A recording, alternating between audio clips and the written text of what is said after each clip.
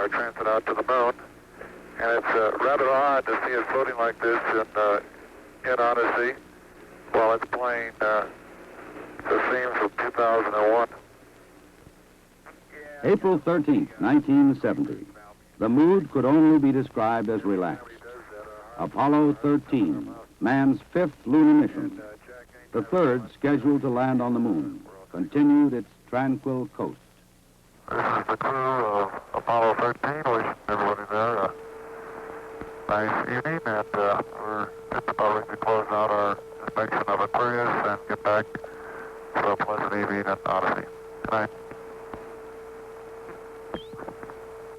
13, we've got one more item for you when you get a chance. We'd like you to stir up your cryo tanks. In addition, I have Shaft and Trunnion Okay. for a look at the Comet Bennett if you need it. Okay. Stand by. Okay, Houston, we've had a problem here. This is Houston. Say again, please. Houston, we've had a problem. We've had a main B bus undervolt. Roger, main B undervolt. Okay, stand by at 13. We're looking at it. And we had a pretty large bang associated with the caution and warning there. And as I recall, main B was the one that had a amp spike on it once before. In the interim here, we're starting to go ahead and button up the tunnel again. April 11th, 1970.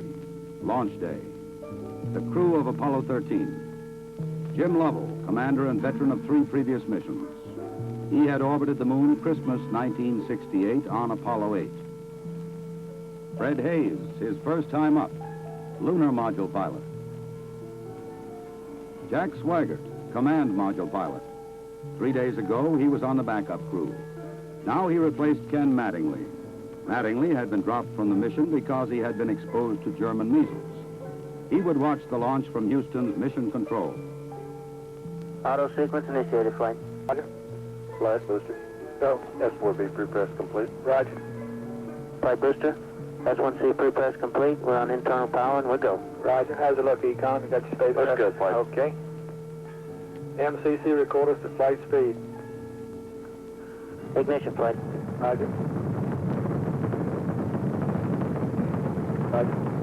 Clock start, flight. Roger. Let's just go, all engines. Roger. Okay, Fido, how's it look? Looks good here, flight. Good agreement. Okay, Booster, how do you look? S1C looks good, flight. Okay, Capcom, we'll go you on the ground. Okay, we'll go at 1, Capcom.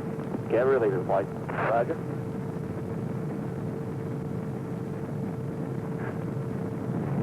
Booster, how do you look? We look good, flight. We'll go. Okay, Fido. We'll go, flight. Looks good here. Guys, how's it look? Good, flight. Okay, Econ, GNC. Looks good, flight. Looks good, flight. Okay, Surgeon. Looks fine. Through max fuel and we'll go, flight. Roger, Booster. And go for staging, Capcom. Confirm and board out, flight. Roger. Staging, flight. Roger. Flight Fido, trajectory confirmed, staging. Roger. Flight booster, then board out was way early. Okay. Flight confirmed. Number 5 engine down. Roger. Booster, you don't see any problem with that, though, do you? Negative, not right now, flight. All the other engines are go. The next step in the routine of lunar flight was to burn out of Earth orbit toward the moon, then pull free of the third stage and dock with the lunar module Aquarius. At the controls of the command module Odyssey, Jack Swigert. We're hard docked, Houston. Roger, understand hard dock. Good deal. They pulled Aquarius away from the Saturn third stage, the S4B. Okay, I can see the S4B now at the hatch window. Odyssey and Aquarius moved away from Earth toward the moon.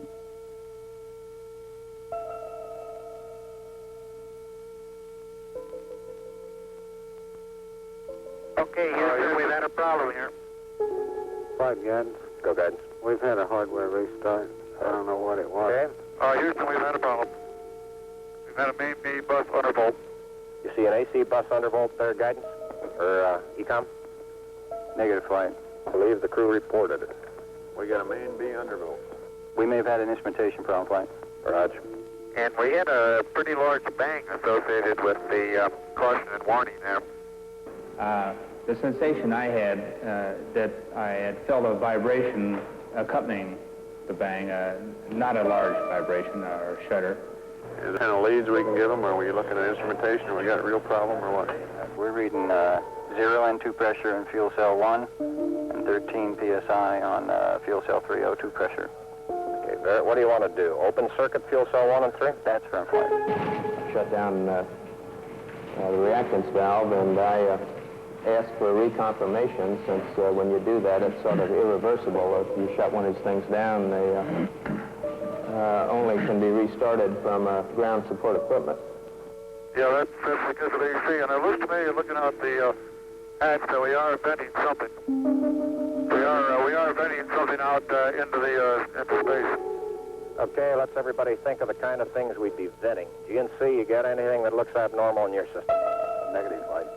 How about you, Ecom? You see anything that, with the instrumentation you got, that could be venting? That's a firm flight.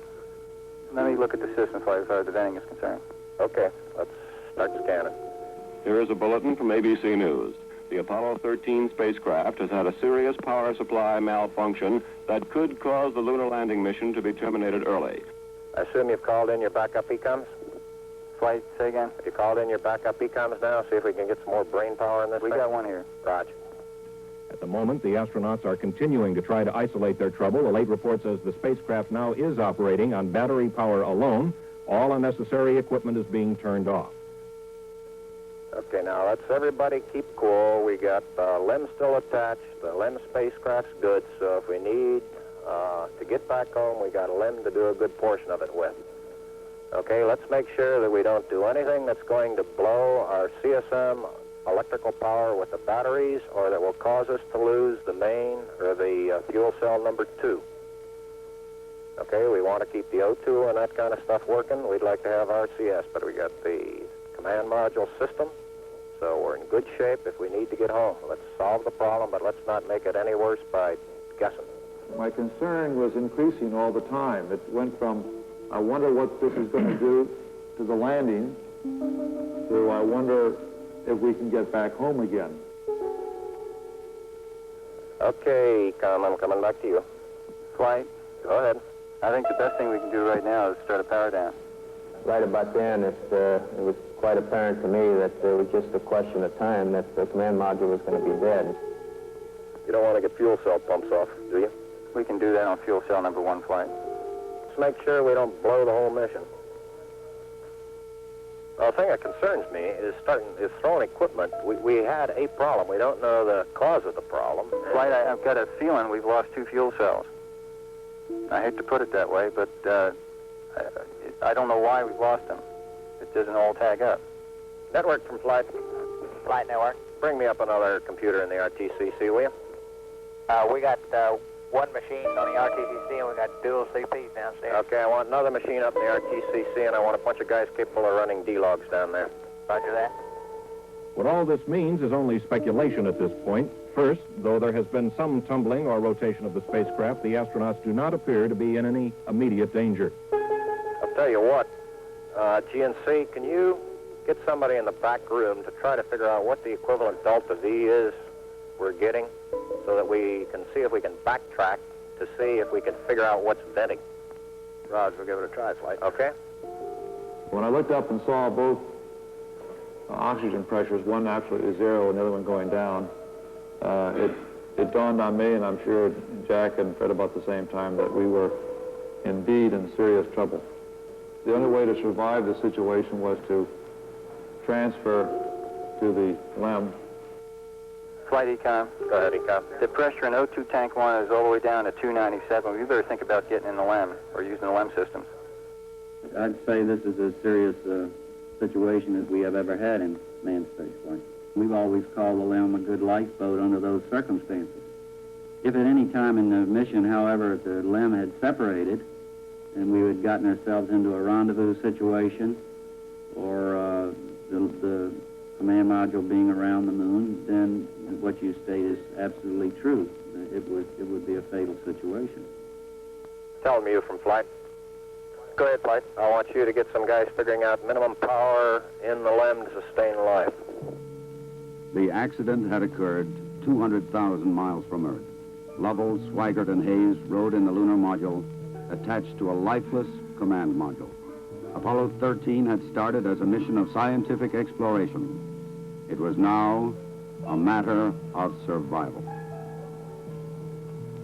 Since the command module was dead, except for the oxygen and power hoarded for re-entry, the guidance platform of Aquarius, designed to land on and take off from the moon, would have to be used. The first milestone, and I consider this after the accident, I guess, more or less the survival now, the first milestone was to get alignment on the LEM platform. Alignments are important, you know, because without knowing exactly which way the attitude of the spacecraft is in space, there's no way to tell how to burn or how to use the engines of that spacecraft to get the proper trajectory to come home. The position we are now on the Earth-Moon plane, we have to go around the moon to get back if we're going to use the DIPS engine. You would have had enough capability with the SPS engine, but of course we don't dare use that now. So we have to go to the backside of the moon and come back. To get into the correct orbit around the moon, the crew had burned out of a trajectory that would automatically bring them back to Earth. They would have to get back onto a safe course toward Earth. He needs to put his throttle to min also, Flight. Throttle to min? Yes, he's at 29% now, roughly. This maneuver, again, was completed on time, and because it was a manual burn, we had a three-man operation. Jack would take care of the time. He'd tell us when to light off the engine, when to stop it. Fred handled the pitch maneuver, I handled the roll maneuver, and I pushed the buttons to start and stop the engines. Aquarius, and you go for the burn.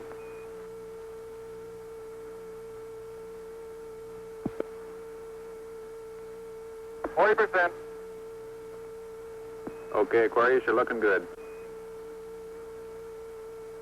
Auto shutdown. The first problem was solved. They were back on the path to Earth. But there were many other problems to be solved. From a building at Houston's Manned Spacecraft Center, systems experts coordinated the coast-to-coast effort to get the crew back. One of the big problems was consumables. There would be enough to eat and drink. But in space, there are other factors. Oxygen to breathe, electrical power to keep the spacecraft alive, water to cool the equipment and keep it operating.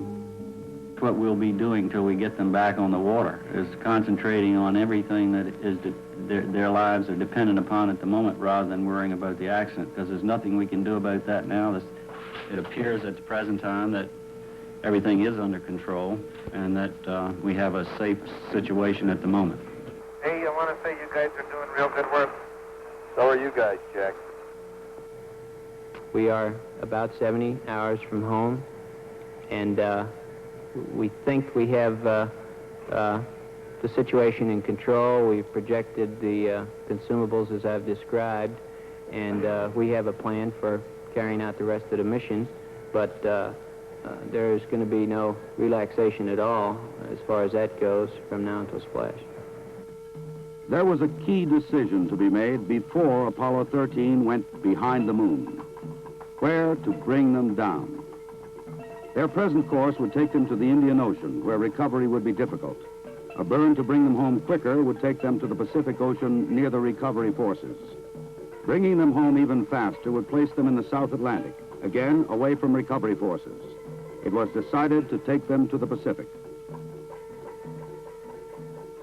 We've run these simulators both here and at the Cape and at the contractors continuously ever since last night. We've tried to simulate virtually everything that we've had the crew to do that is non-normal that they've done. And we've proven most everything that we've been able to run on the simulator prior to passing it up to them. There may be some details we haven't done, but at least we've checked the feasibility of everything we've done, and we'll continue to do that. They passed 137 miles from the moon. For Lovell, it was the second time that he had seen the moon so near. But there was no time for contemplation. There was another critical burn coming. Okay, look, let's get the cameras put away. Let's get off this burn. So, we have one gas valve. And in Houston, the newsmen poured in to tell an anxious world the story. Well, that was going along with the ignition. Shortly after Apollo 13 had separated from the Saturn third stage, the stage had been sent onto a trajectory toward the moon. Its impact would be recorded by the seismometer left by Apollo 12. By the way, Aquarius, we see 12 seismometer. Looks like your booster just hit the moon and it's rocking it a little bit. Over. Well, at least something worked on this flight. I'm sure glad we didn't have a limb impact, too. Jim, you go for the burn. Go for the burn. Roger, understand. Go for the burn. Guidance okay? We're good, flight. Control okay? We're okay, flight. Tell me we're go, flight. Inco okay? We're good, flight. Ground confirms ignition. We're burning 40%. West Houston, you're looking good. Roger. Shut down. Roger, shut down. I say that was a good burn. Roger, now we want to power down as soon as possible. Understand. To conserve the electric power and cooling water, the crew shut down all but the vital, life-sustaining systems of the LEM.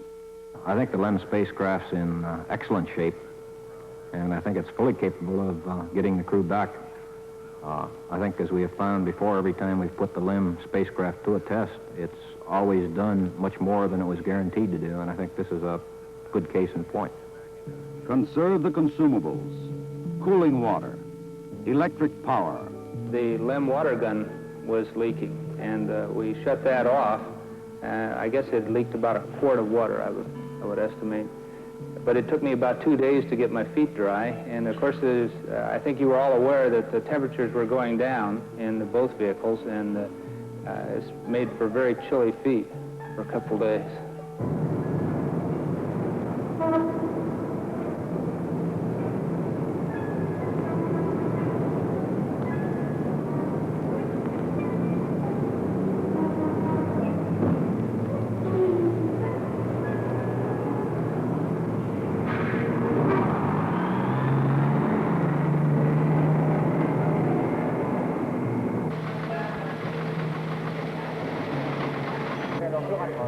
Ok, au revoir.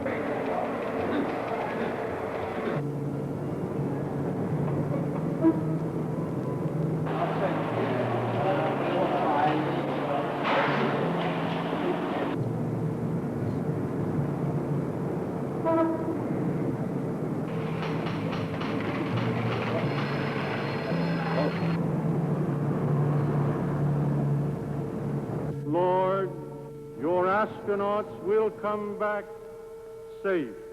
If I may be serious for one moment and ask the entire audience for a moment of prayer for the crewmen of the Apollo 13. We'll hold silence for a moment, please.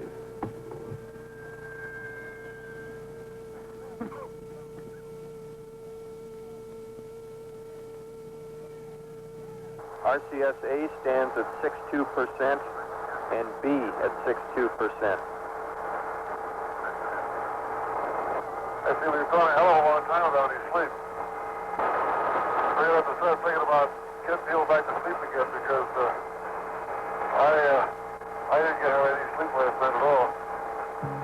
Command module just slowly kept going down in temperature until I think just prior to reentry, it was down to about 38 degrees. And along with that, there was a sort of a chilling coldness. The walls were perspiring, the windows were completely wet, and it wasn't too healthy. I recall that we went in there to get some hot dogs one day, and it was like reaching into the freezer for the food.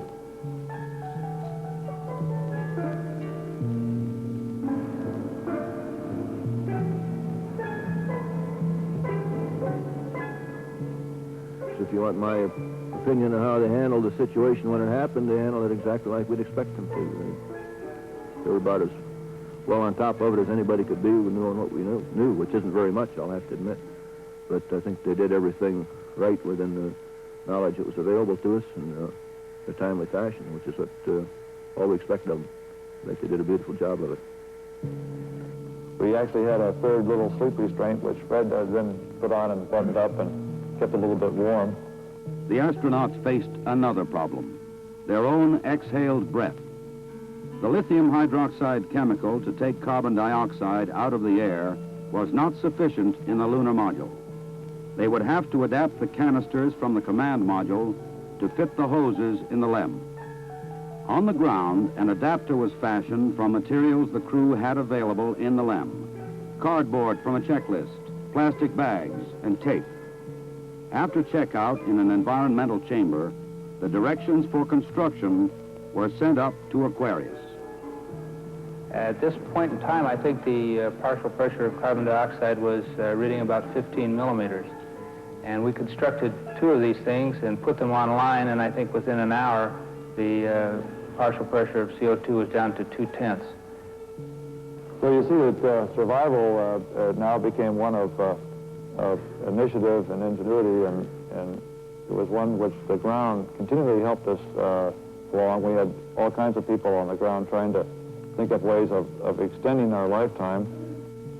There would be still another burn, a mid-course correction to get Apollo 13 into the narrow corridor through the atmosphere for a safe return to Earth. We're at burn attitude, flight. College. Ignition. Thrust looks good. Shut down. Hang in there, it won't be long.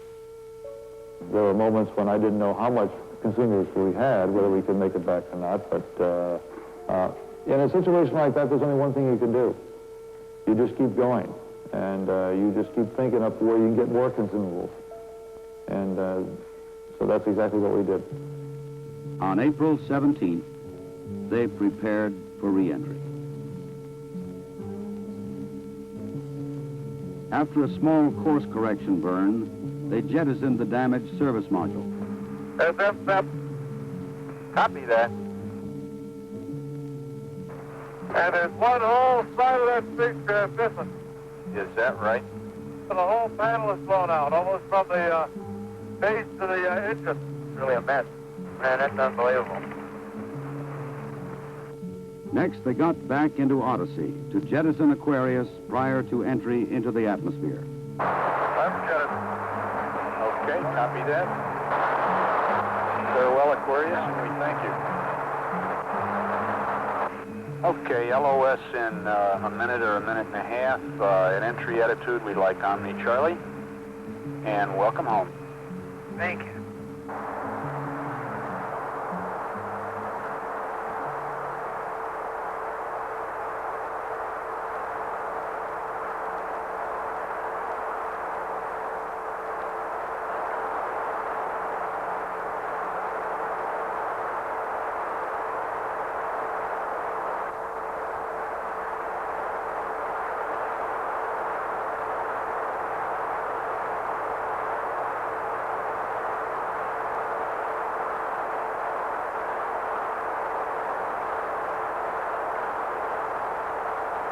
Odyssey Houston standing by, over. Okay, go.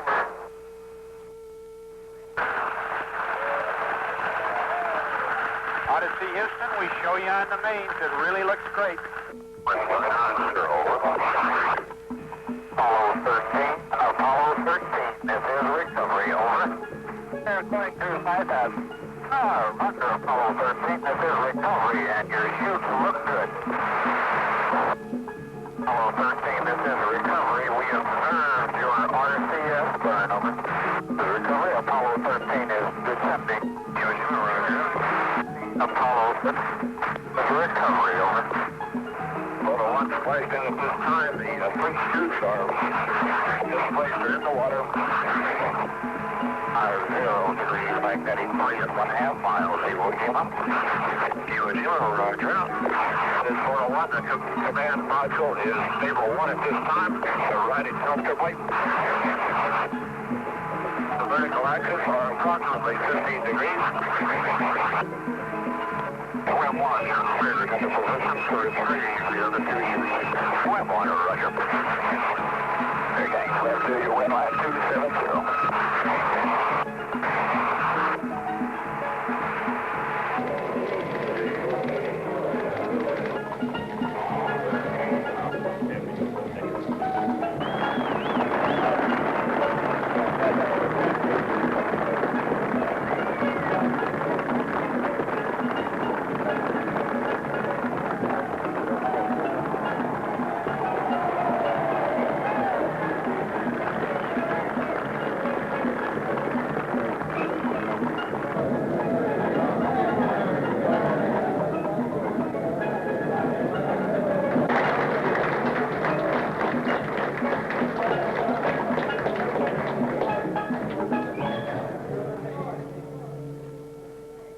I recall, Captain, that when I spoke to you on the phone, you said that you regretted that you were unable to complete your mission. I hereby declare that this was a successful mission. From the start, the exploration of space has been hazardous adventure. The voyage of Apollo 13 dramatized its risks.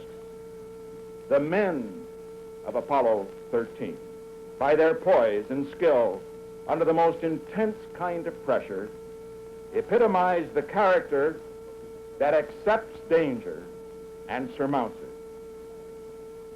Theirs is the spirit that built America. Your mission served your country. It served to remind us all of our proud heritage of a nation, to remind us that in this age of technicians and scientific marvels, that the individual still counts, that in a crisis, the character of a man or of men will make the difference. GNC, go. Surgeon, go. Procedures, go. AFD, go. Network, go. Computer soup, go. Raj, network, give me an amber. RTC, you on AFD.